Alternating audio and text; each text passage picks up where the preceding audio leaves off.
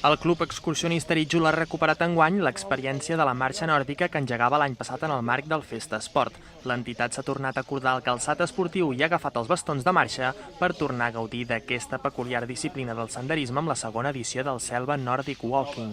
I ho ha fet amb molt bona companyia, una quarantena d'amants i entusiastes de la muntanya, vinguts de poblacions veïnes, però també d'altres punts del territori com Terrassa, Sabadell o fins i tot Girona, que han vingut a conèixer la xarxa de senders que voregen la selva, tot practicant la marxa nòrdica per un circuit circular de 10,5 quilòmetres, d'intensitat moderada, que els ha portat principalment pel Camí del Rec, amb inici i final a l'Hort d'Iglesias. Però què és la marxa nòrdica? És una branca derivada del senderisme que es basa en la utilització d'uns bastons especials que proporcionen una major subjecció i estabilitat. Els circuits de marxa nòrdica transcorren per terrenys més planers que no pas d'altres disciplines de muntanya, amb el qual hi poden prendre part persones no tan avesades a aquestes rutes.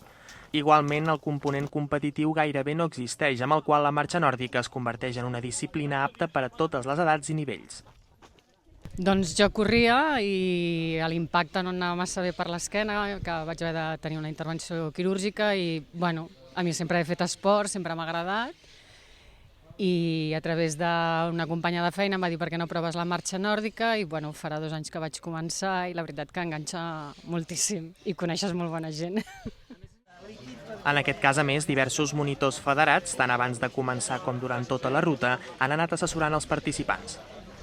No és una activitat competitiva, per tant, es tracta d'anar agafant mica en mica la tècnica i molts companys d'aquests que, ja dic, que tenen la secció de marxa nòrdica a Sabadell, a Terrassa, molts d'aquests clubs que tenim escampats i que ens ajuden en aquest sentit, durant el trajecte els aniran ajudant, els aniran corregint els defectes que puguin haver perquè cada vegada agafin una bona tècnica. El que importa és això, que la gent ho descobreixi i que ho practiqui.